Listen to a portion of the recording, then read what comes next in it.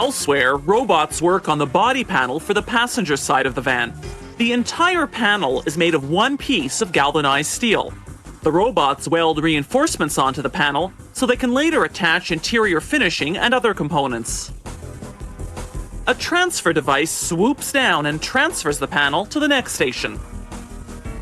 The driver's side body panel, coming off another welding line, is headed there too.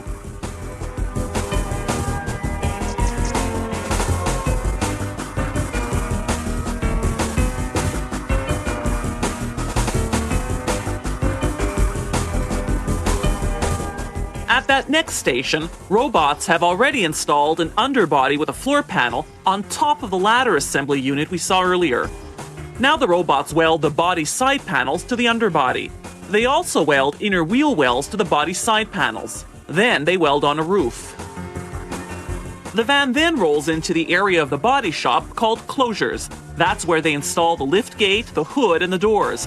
An inspector checks the gaps around the hood, looks for dents and dings in the body, and makes sure the doors are flush with the side panels. He marks any areas that need repair or adjustment with removable ink. The engines arrive at the plant already assembled. Workers just have to install and adjust a few components. Meanwhile, the van is off at the paint shop and then goes to the trim shop for glass, handles, and interior components. In the chassis department, the engine, transmission, rear suspension, and brake assembly are installed from underneath. This part of the assembly line has two tiers. The van goes on top, the components on the bottom. The machines that install the components have long pins that fit into holes in the van's underbody. This positions the components with precision. Workers hook up the gas tank manually.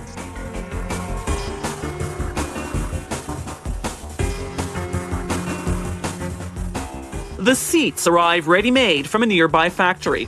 They simply clamp into place in the seat pockets that were welded onto the ladder assembly earlier. An automated machine mates the tire to the wheel rim. Then it inflates and balances the tire. Workers mount the tires, starting the nuts by hand, then tightening them with tools. Now the van comes off the carrier and goes full weight on its wheels for the first time. Workers start up the ignition and run the van through a series of tests. It's taken the plant about 24 hours to produce this vehicle, which will soon be on its way to a car dealership.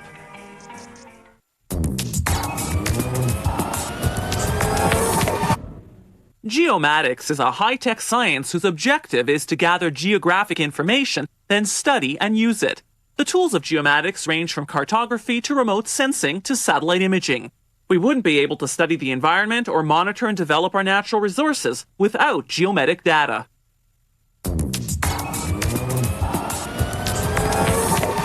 An Oklahoma grocer invented the first shopping cart back in 1937. He noticed his customers stopped shopping once their handbaskets became too heavy to carry. His basket on wheels became a rollaway success.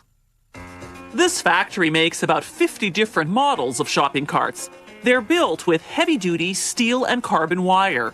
A single cart is made up of more than 150 wire pieces of various lengths and diameters.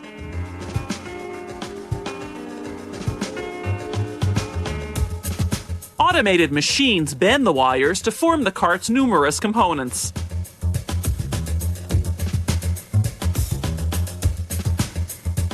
To make the cart's basket, a worker uses a guide called a jig loader to line up the wires in a mesh formation.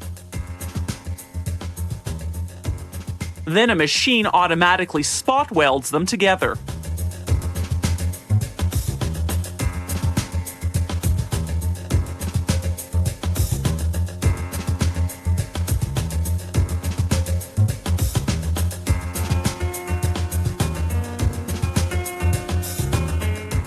The next machine applies 20 tons of pressure to bend the wires into a basket shape.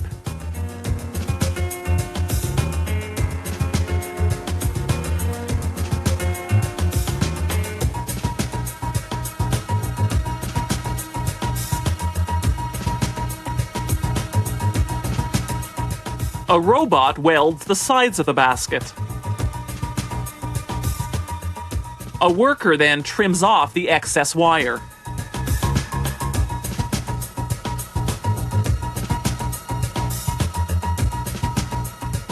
An automated machine bends a piece of wire to form the handle of the shopping cart.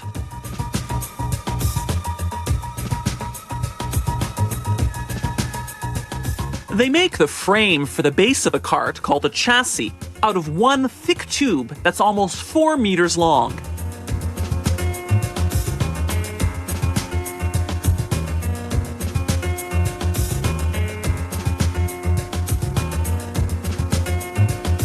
A robot welds the chassis using soldering wire melted by an electrical current. This creates a very strong joint. A die machine punches out casters that'll hold the wheels. They're made of thick steel for extra strength and durability. They spot weld the casters to the chassis.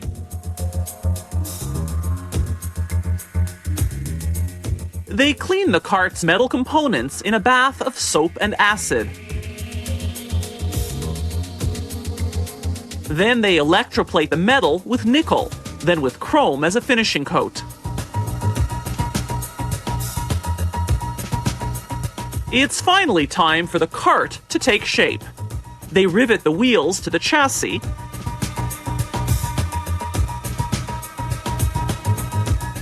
then install the bottom rack.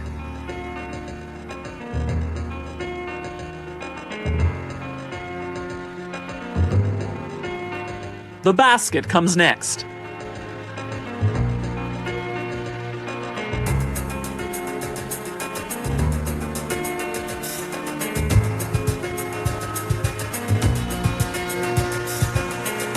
They print the warnings on the plastic panel for the collapsible baby seat.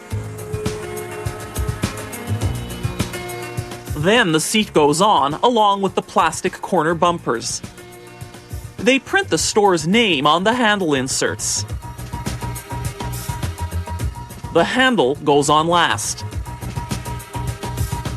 After some final adjustments and a quality control check, the newly minted shopping cart is ready to roll.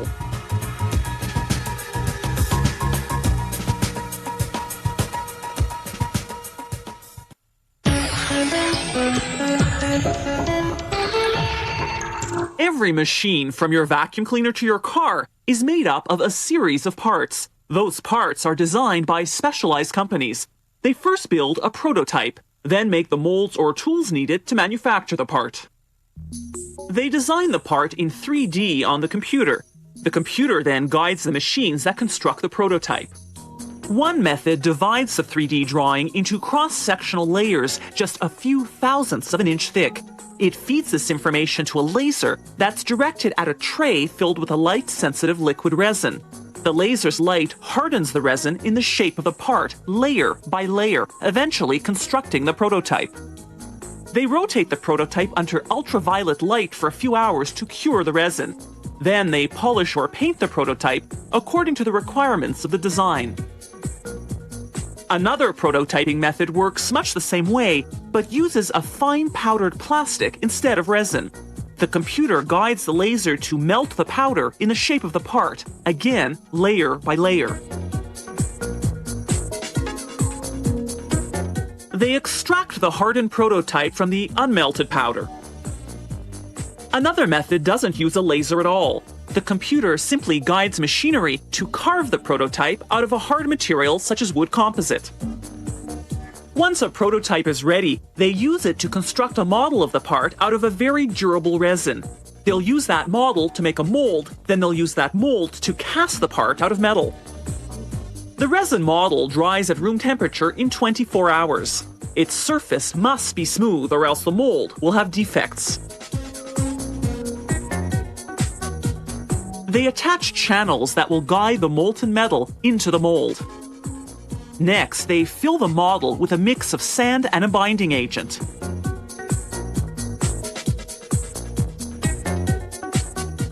They smooth out the surface, then number it for tracking purposes.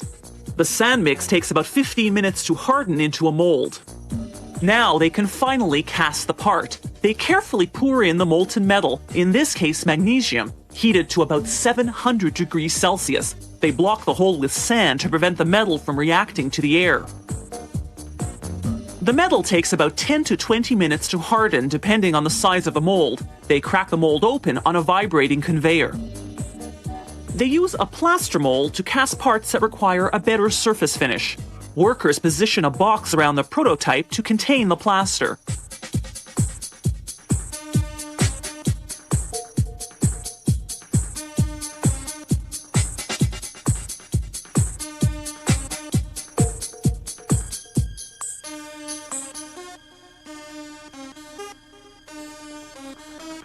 The mold goes into an oven at about 300 degrees Celsius. It takes 48 to 72 hours to cure, but it's not ready for casting just yet.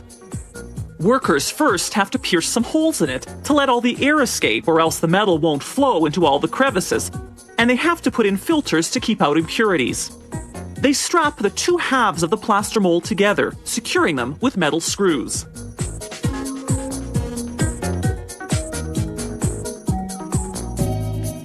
Workers carefully pour in molten magnesium, using a special gas to prevent the metal from catching fire. Again, they seal the opening with sand. It takes the metal anywhere from 20 minutes to an hour to cool. Then they break open the plaster to remove the metal part. They cut off the channels through which they poured the metal. Then they polish the part using grinders and sanders. Then they paint it using special spray paint that adheres to magnesium. The part is finally finished. It takes several weeks to prototype and tool metal machine parts. When you think about it, even the machines that make these parts are made of parts that were made like this.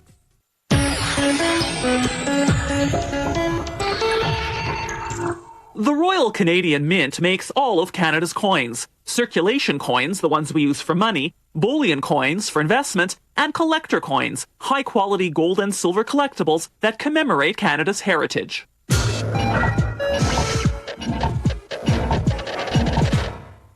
The first people to make coins were the Lydians in Asia Minor in 640 BC.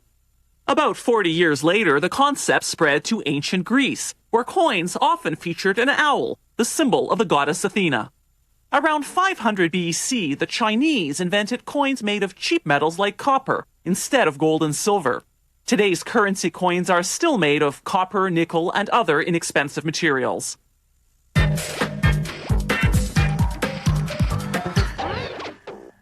The Mint manufactures collector coins using sterling silver as well as sterling scraps left over from making other coins. The silver goes into a casting furnace at 1,150 degrees Celsius. The melted silver is cast into a continuous bar about 4 centimeters high by 12 centimeters wide. A machine cuts the continuous bar into individual bars about 80 centimeters long. Each bar goes into what's called the roughing mill. The mill's two rollers squash the bar flat, using up to 8.6 metric tons of force. It takes up to a dozen passes to flatten the bar into a strip just 12 millimeters thick. A machine called the finishing mill thins the strip out even more to what will be the final thickness of the coin, anywhere from 0.7 millimeters to 4 millimeters, depending on the denomination. Next, the blanking machine stamps out blank coins. The silver that's left over, called sisal, goes back into the casting furnace where it's melted down into fresh bars of silver. The next stop for the blanks is the rimming machine, whose spinning wheel presses a raised edge or rim on each one. The blanks then go into a tub filled with water, cleaning solutions, and steel beads. The beads act as an abrasive agent, smoothing and polishing the blanks. After a 20-minute cycle, they empty the tub's contents into a sifter to separate the blanks from the beads. Workers then towel dry the blanks by hand. This ensures there'll be no water stains on the coins. Throughout the coin-making process, as the silver is worked, it becomes brittle, so brittle that it could easily break when struck. That's why at several stages the metal goes through an oven called an annealing furnace. The coin design comprises artwork or a photograph, or a combination of both. This coin will feature a photograph of Queen Elizabeth provided by Buckingham Palace. The artist uses a computer program to design a collage of various elements. Once the final design is approved by Mint officials, the process of engraving can begin. They take a plaster disc that's 27 centimeters in diameter. The computer guides the engraving machine to turn the one-dimensional computer design into a three-dimensional version in rough detail. This creates a plaster model of the design in the negative. They now use this negative to cast a plaster positive. An artist then enhances the detail by hand. Once that's done, they cast a negative plaster mold. From that, they then cast a positive mold, this time in rubber. From the rubber, they cast a negative mold out of hard black epoxy. They mount the epoxy model on a machine called a pantograph, which is essentially a reducing machine. It traces the model and cuts a version 1.5 times smaller in brass. This reduction process takes 36 hours. Then an engraver takes the brass model and fine-tunes the design under a microscope. At this stage, the engraver also adds the lettering, noting the year, the denomination, and the country of issue. Then comes another 36-hour reduction process. They reduce this brass model 1.5 times to create what's called a matrix, a negative model made of high-grade steel that's the final size of the coin. Then they strike the matrix onto a block of steel, which creates a positive called a punch. Then they strike the punch onto another steel block to create a negative called a die. The coins are made one at a time in the coin press. There are 2 dies per coin, one for each side, positioned above and below the blank. They strike simultaneously, not once but twice, to create a high-quality